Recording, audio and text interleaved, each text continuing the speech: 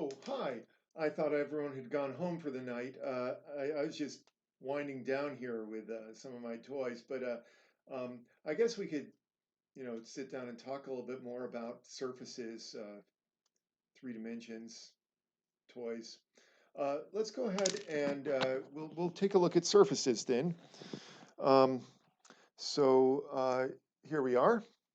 So surfaces in space, you already know about one surface, and that's planes. They're pretty straightforward. It's just you have an equation that looks like this, and you have a plane.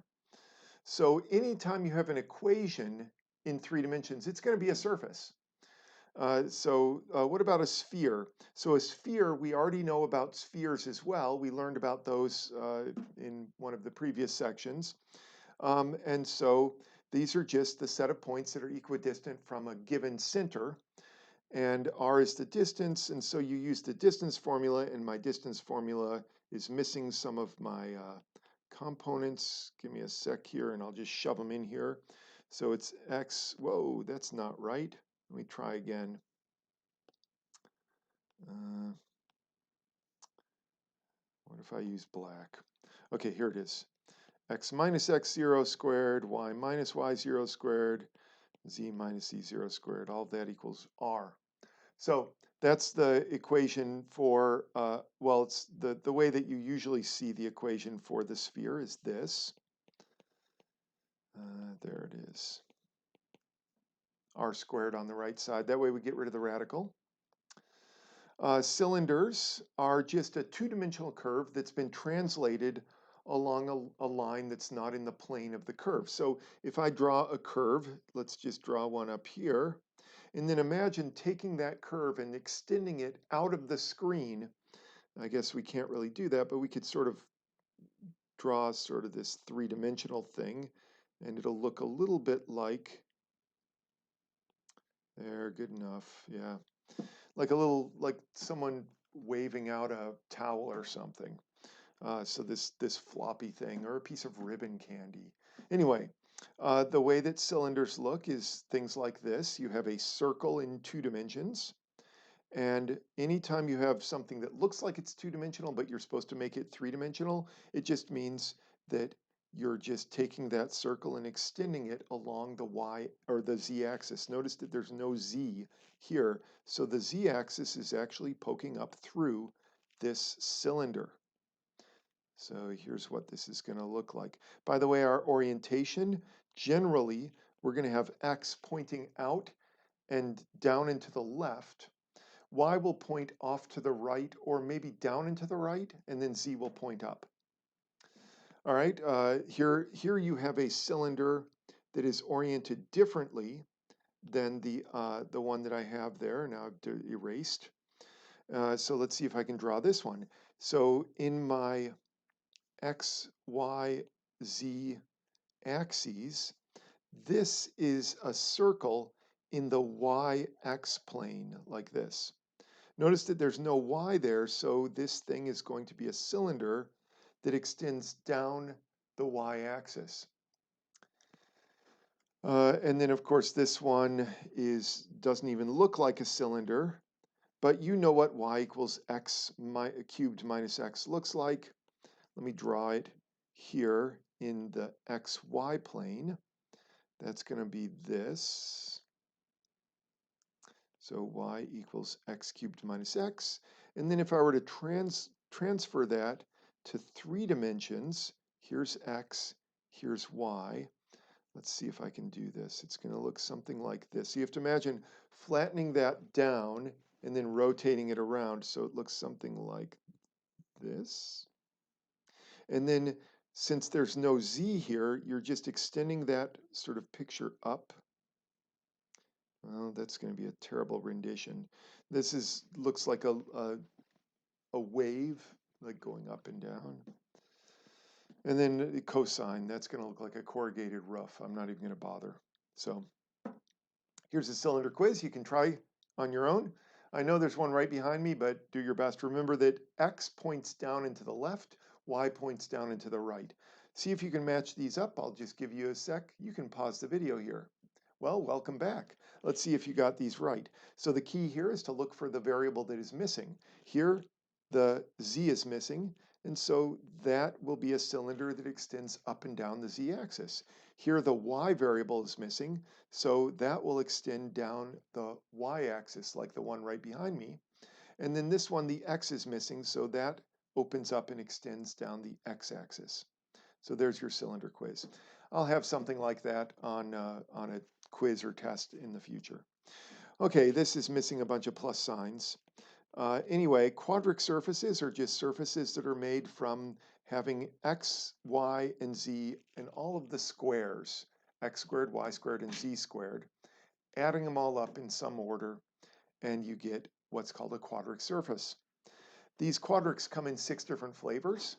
You have ellipsoids, hyperboloids, elliptic cones, elliptic paraboloids, hyperbolic paraboloids. I'm just going to show you pictures of these. These pictures are in your book. You can flip through the book and find these pictures so that when you do the homework, you'll be able to identify them. But the key here in understanding which one you're looking at when you're looking at an equation is to understand the traces of the equation. So these are like slices of a surface. So if you were to cut the surface up into little pieces, like slices, what do each of those slices look like? That's what a trace is. So if the trace is parallel to the xy axis, then it's an xy trace. So let's say I have some surface here. This is going to be an ellipsoid. So there's the x-axis, here's the z-axis, here's the y-axis kind of pointing out of this egg-shaped thing. So what I mean by a slice in the xy plane is imagine taking your knife and slicing this thing off like like that up there though, kind of like here, and you can kind of see that if you sliced it, you'd get an oval there. So that's what I mean by parallel to the xy axis. If I want to cut it parallel to the xz axis, that would be parallel to that axis that is pointing, well, it would be like this. So that green thing, I'm trying my best here. My artistry is terrible, I realize. Anyway, that would be the xz axis, and then the yz axis might be something like this. So, I don't know. It'd be easier if I had a three-dimensional model, I know. Sorry. So here's the idea: is when you look at the traces of these things, you can tell what they are. And by the way, the way you can figure out traces is you just take one of the variables and set it to be a constant. So for example, this. Let's take this and let's make the z constant, like a constant 4 or 1. Let's make it 1. So when z equals 1, you get x squared plus 2y squared plus 4 equals 16. And this will be x squared plus 2y squared equals 12. That is an ellipse. I know it may not look like it, but if you divide by 12, y squared over 6 equals 1. Now it looks a little bit more like an ellipse. So that's an ellipse. In fact, all the traces are ellipses. And so that's why this thing is called an ellipsoid, is because every trace, you can see some of them over here, they're all ellipses. We don't want to do this, so we're skipping ahead. The hyperboloid of one sheet is where you have one of the traces is an ellipse and two of them are hyperbolae.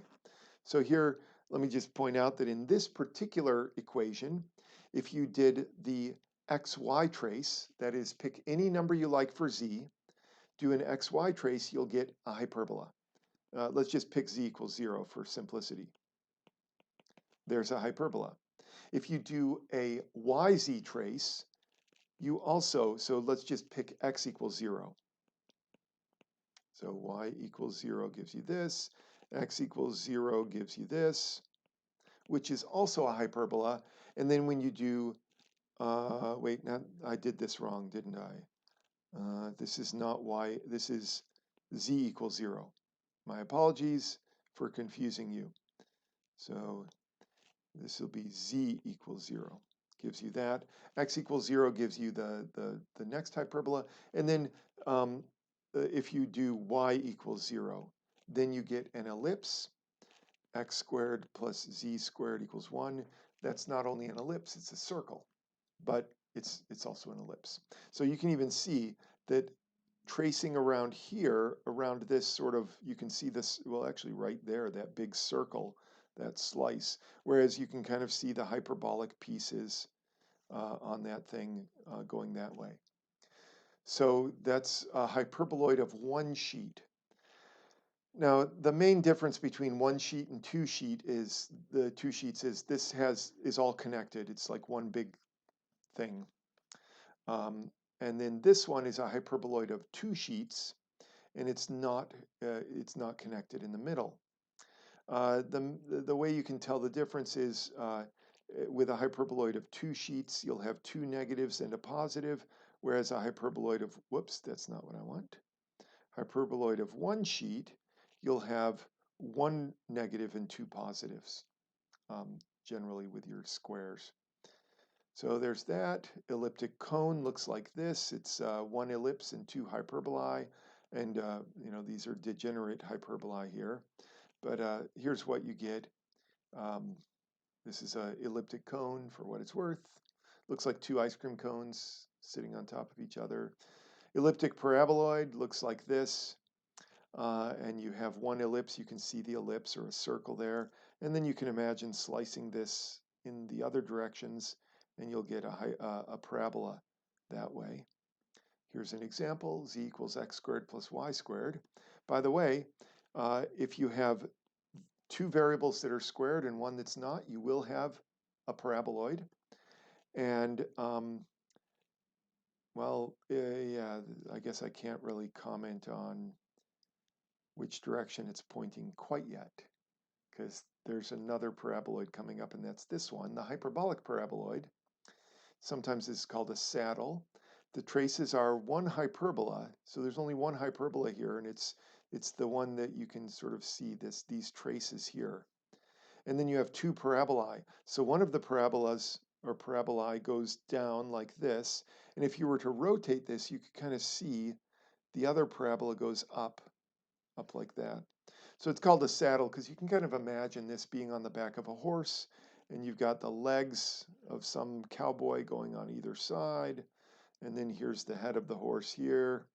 Okay, now it looks more like a Tyrannosaurus Rex. I don't know. Let's move on before my artistry. So let's do one more matching problem. So now I'll comment on the difference between these three. So these look similar, but you'll notice that one of the variables is not squared and the others are squared. When that happens, the elliptic part or the hyperbolic part of the paraboloid will be extending in the direction of the variable that's not squared. So like here, this one is a z, so this thing is going to open up this direction. So that's that one right there. The next one has y as the non-squared piece, so that's actually going along the y-axis. Remember, y goes down and to the right. Down and to the right. I got to remember a mirror image for you. And then this cx is the non-squared, so it's going to be that one. All right, well, I know this is like a super whirlwind, but it is getting late. So you've got your questions. I've got the answers. Come to class, and I'll do my best to answer your questions.